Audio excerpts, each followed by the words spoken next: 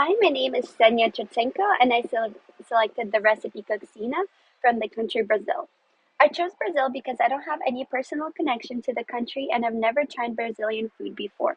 One of my close friends is Brazilian, and she always talks about how delicious and comforting the food that she grew up with is. She mentioned how much she loves Coxinha, especially with chicken, so I wanted to finally see what it was all about. Since I'm originally from Ukraine, this recipe is definitely outside of my comfort zone, but at the same time, it sounds like something I would enjoy. I picked this recipe because I think it's a good balance of trying something new while still making something I actually enjoy. One of the most interesting things I learned is that Brazil is considered a melting pot of food cultures. I think it really shows in the variety of ingredients and influences in their national cuisine. The country's food has roots in indigenous traditions, but it also includes Portuguese, African, European, Middle Eastern, and Asian flavors all mixed together. That diversity was unexpected to me as I was previously unfamiliar with Brazilian's history, and finding this out helped me understand that traditional food is a significant part of a country's history. Another thing that stood out to me was how much regional differences affect what people eat.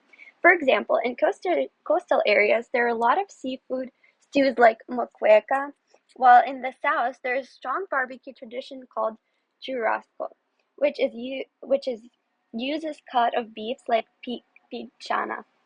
It made me realize how food isn't just about national identity, as it also depends on geography and other factors, such as what grows and lives nearby.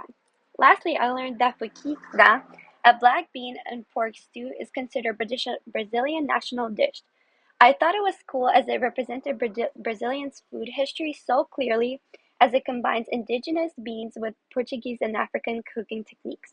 It's traditionally served with rice, green, and forfá, which shows how even one dish can accurately reflect a whole country's culture and past. Coxinha is a common street food and snack in Brazil that's eaten all year round.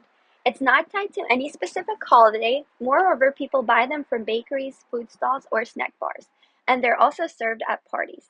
It's one of the most well-known Brazilian foods and is commonly loved by both kids and adults. What makes Coxinha unique is its teardrop shape and its layers. It's different from the foods that are grown up with in Ukraine. A snack my mother would usually prepare would be soup named borscht. She would usually encourage me to have that as a snack, as it was beneficial as I lived in the mountains with a very cold climate.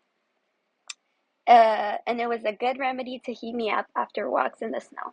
However, Brazil has a much warmer climate, which I'm sure is what contributed to the difference in snack choice. It originally came from São Paulo in 1800s and has since become a symbol of Brazilian street food. While in Ukraine, street food might be hot dumplings or roasted seeds, in Brazil you're more likely to find something crispy and portable, like coxina. This can go back to the fact that Brazilians usually prefer a buffet type of party, while in Ukrainian households, when my family hosts a gathering, we all sit together at a table. I love how food can reflect not just culture, but also geography, weather, and tradition.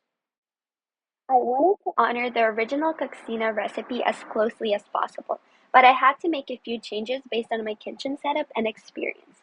First, I used rotisserie chicken instead of boiling raw chicken to save time, as I am a school athlete and I also have a job that requires a lot of my time. I also cut recipe in half so I wouldn't waste ingredients or end up with too much food, as I am an only child and my dad is a vegetarian, so he would not be able to enjoy this dish, which is another reason to why I decided to make the portion smaller.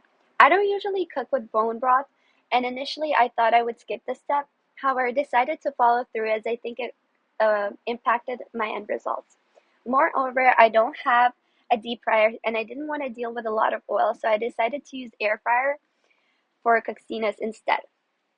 It is much easier, cleaner, and a healthier choice. After my research, I have discovered that chicken is a lean source of protein, which helps with muscle repair and keeps you full longer. It's also a good source of vitamin B and selenium. Cream cheese is beneficial as it contains calcium, which helps with bone strength, but it's also high in saturated fat, so it's best to eat in moderation. And lastly, choosing to air fry instead of deep fry reduce the amount of added fat and calories. making the final dish healthier overall without sacrificing the crispiness of the meal. Learning about Brazilian's food culture helped me see how much a place's geography can influence the recipe of the region. I realized that food isn't simply a preference of a certain culture. It's a reflection of the natural resources that were available at the time before trade was commercialized or prominent.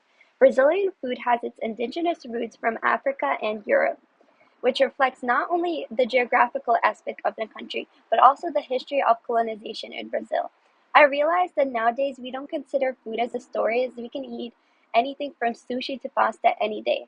But the deep rooted traditional meals really teach us the deep history behind a country, from its geographical aspects to its history of colonization. And I have never realized the immense power that food has, not only on keeping our body healthy, but also telling a history of our ancestors.